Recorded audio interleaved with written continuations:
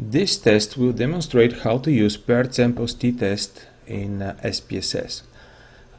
Paired samples is used when we want to compare two metric variables from the same group.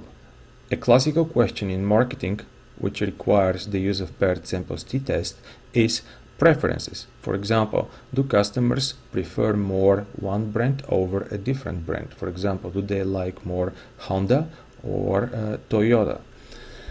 Do they like more Adidas or Nike? So these questions would require the use of paired samples t-test.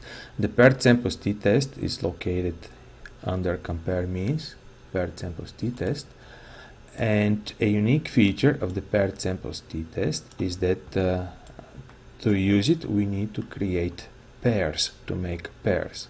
So let's make a pair and compare the preference for supercycle 1-seat hybrid to the preference of standard size 4-seat hybrid.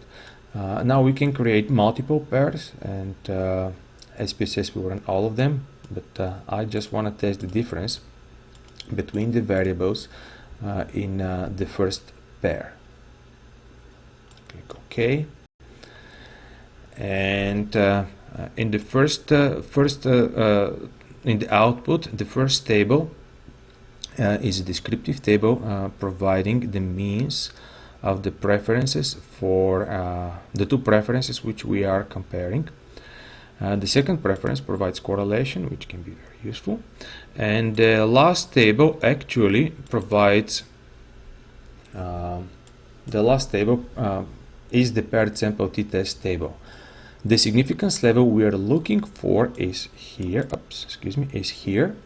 It is a two-tailed test, and in our case it is smaller than 0.05. When the significance level is smaller than 0.05, we reject the null hypothesis that the two preferences are equal, which means that the two preferences are not equal.